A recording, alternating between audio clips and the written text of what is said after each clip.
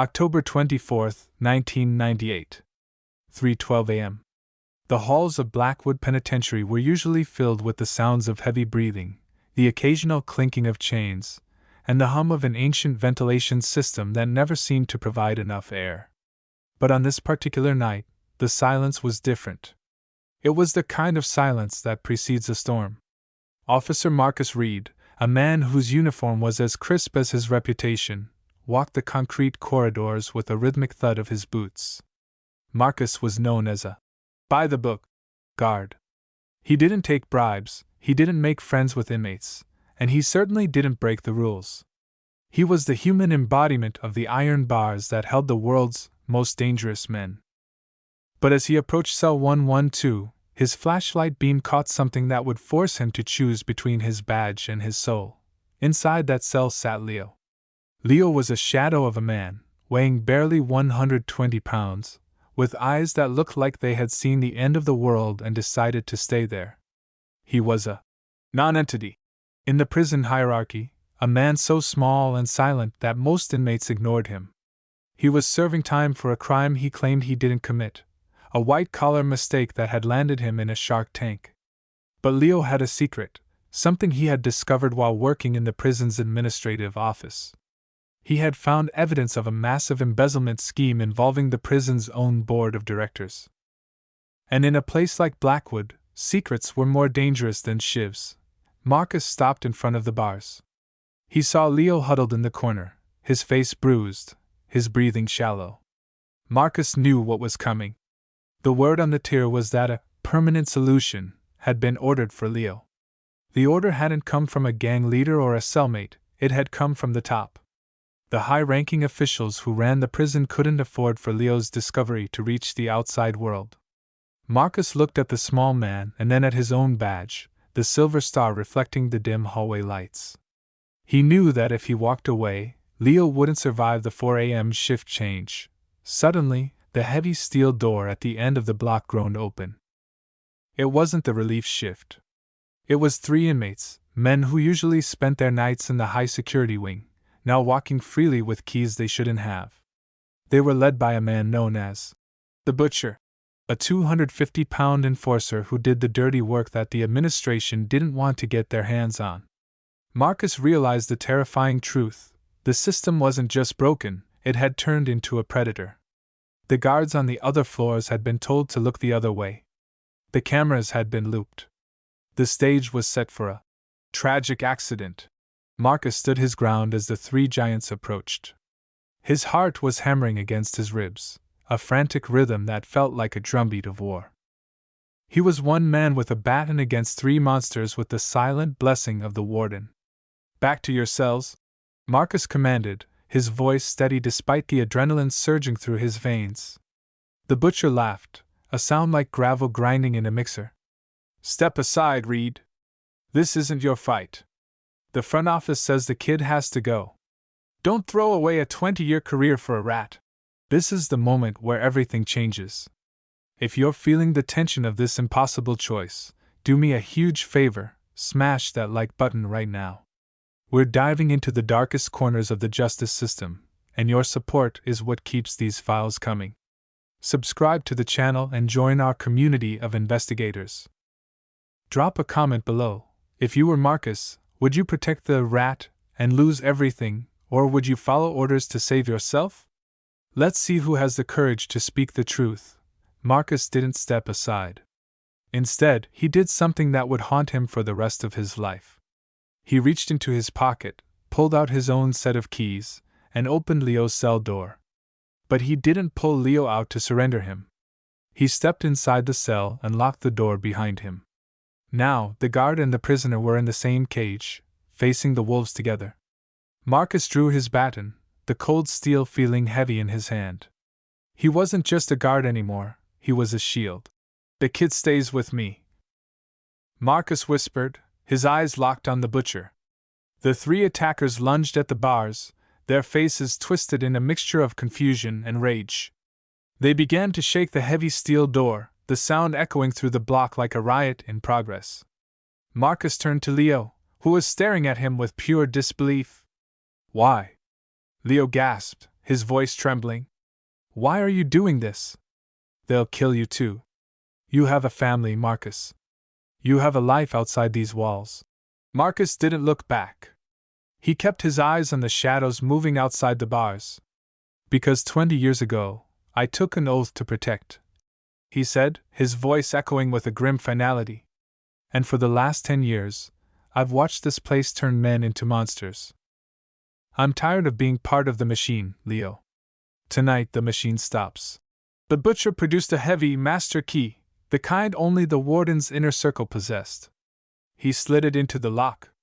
The metallic click sounded like a death sentence. The door swung open, and the 3 men flooded into the tiny, cramped space. The air disappeared instantly, replaced by the scent of sweat, leather, and impending violence. Marcus swung his baton with a precision born of years of training, connecting with the first attacker's shoulder. But the space was too small. The numbers were too great. Marcus took a heavy blow to the ribs, the air escaping his lungs in a sharp gasp. He went down to one knee. But he used his body to block the path to Leo. He wasn't fighting like a guard following a manual. He was fighting like a man who had finally found something worth dying for. The butcher grabbed Marcus by his tactical vest and slammed him against the concrete wall, the impact rattling Marcus's teeth. "You chose the wrong side, hero," the butcher hissed, raising a sharpened piece of rebar. Just as the metal was about to descend, a sudden, blinding light filled the corridor. The sirens began to wail, a high-pitched scream that signaled a full-scale prison lockdown. But this wasn't the warden's doing. Someone else had seen what was happening. Someone else had decided that the silence of cell 112 had gone on long enough. As the heavy boots of a specialized response team began to swarm the block, the question remained, was it a rescue, or were they coming to finish what the butcher had started? Marcus felt the darkness creeping in at the edges of his vision. He looked at Leo, who was trying to pull Marcus back from the edge. "Stay with me, Marcus," the boy pleaded. Marcus felt the weight of his badge on his chest, feeling heavier than it ever had before. He realized then that saving Leo's life was only the beginning. To truly survive the night, they would have to expose the very people who had given Marcus his badge in the first place. The world inside cell 112 had become a claustrophobic nightmare of shadows and steel. Marcus Reed felt the warm trickle of blood running down his temple, a stark contrast to the icy fear that should have paralyzed him, but didn't. Instead, the pain acted as a grounding wire, connecting him to the reality of the choice he had made. The butcher stood over him, the heavy master key still glinting in the dim light like a silver coin from a dark fairy tale. Outside the bars, the 2 other enforcers were catching their breath, their silhouettes dancing against the concrete walls as the red emergency lights began to pulse. The alarm was screaming, a high-pitched wail that made Marcus's ears ring. But he knew the truth, that siren wasn't for their rescue. It was a cover, a distraction to ensure that whatever happened in this cell stayed in this cell. "You're a dead man, Reed," the butcher hissed, his voice barely audible over the roar of the sirens. He stepped forward, the sharpened rebar held low, ready to strike. Marcus gripped his baton with white-knuckled intensity. He glanced back at Leo, who was huddled under the small metal desk, his eyes wide with a mixture of awe and absolute terror. Marcus knew that if he fell, Leo's life would end in seconds. The guard forced himself back to his feet, his ribs screaming in protest with every breath. He wasn't just Marcus Reed, the correctional officer anymore. He was the last line of defense against the corruption that had rotted the prison to its core. The butcher lunged. Marcus dodged the initial thrust, the metal rod whistling past his ear and sparking against the stone wall. He countered with a sharp strike to the enforcer's knee, a tactical move designed to level the playing field. The butcher roared in pain, stumbling back, and for a split second, the momentum shifted. But the other 2 inmates weren't waiting.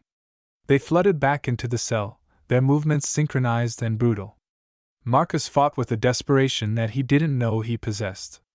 He used the confined space to his advantage, maneuvering his body to shield Leo while delivering calculated strikes that kept the wolves at bay. The struggle was a blurred sequence of impacts and heavy breathing. Marcus took a blow to the shoulder that felt like a sledgehammer, but he didn't let go of his baton. He realized that the response team he had heard earlier wasn't coming into the block. They were standing at the gates, waiting for the signal that the job was done. The betrayal cut deeper than any physical wound. The very men he had worked with for 20 years were watching him die in a cage. But Marcus had one card left to play. Before the shift had started, he had done something he had never done in his entire career. He had activated his personal body camera and synced it to a private server outside the prison walls. Every second of this assault, every face of the attackers, and every word spoken was being recorded and uploaded in real time. "It's over, Vulture!" Marcus shouted, using the name the enforcer hated. "The feed is live. My camera is broadcasting to a secure server. If I die, the whole world sees the warden's face on the news tomorrow morning." The butcher froze. His eyes darted to the small, blinking green light on Marcus's chest. For the first time, the predator looked like prey. The corruption of Blackwood relied on shadows, and Marcus had just turned on the sun. The two other attackers looked at each other, their resolve crumbling. They weren't paid enough to be the faces of a national scandal. They began to back away, their hands raised as if to distance themselves from the crime they had almost completed. But the butcher was too far gone. He knew that even if he stopped now, his life in the system was over. He raised the rebar for one final, lethal strike. Before the blow could land, the heavy steel door of the block was blown off its hinges. This wasn't the warden's team. It was the state police, led by a federal investigator Marcus had contacted weeks ago when he first started suspecting Leo's story was true. The room was suddenly filled with the smell of flashbangs and the blinding glare of tactical lights. "Hands in the air! Drop the weapon!" The butcher was tackled to the floor before he could move. Marcus slumped against the wall, his strength finally deserting him. He felt Leo's hand on his arm, a steadying presence in the chaos. The investigators swarmed the cell, their voices a muffled drone as the adrenaline finally began to ebb away. Marcus looked at his badge, now dented and stained with the grime of the struggle. He reached up, unpinned it from his chest, and handed it to the lead investigator. "I won't be needing this anymore," Marcus whispered, his voice thick with exhaustion. "I think I finally did the job right." The aftermath of that night sent shockwaves through the entire state. The warden and 4 high-ranking board members were indicted on charges ranging from embezzlement to attempted murder. Leo's evidence, secured by Marcus's bravery and the bodycam footage, became the cornerstone of the biggest judicial cleanup in Blackwood's history. Leo was eventually exonerated, his case overturned when it was discovered that the evidence against him had been fabricated by the same people who tried to kill him. But the real story wasn't in the headlines.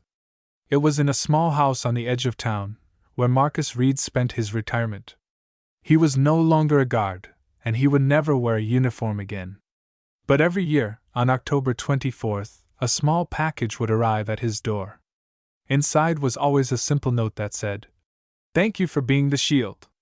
And every year, Marcus would look at the dented silver star he kept on his mantle. Knowing that some rules are meant to be broken when a soul is on the line, now, I want to ask you, the ones who stayed until the very end. Was Marcus a hero for breaking the rules, or was he just a man doing what should have been done all along? If you found yourself in a position where your career and your life were on the line to save nobody, would you have the courage to lock yourself in that cell?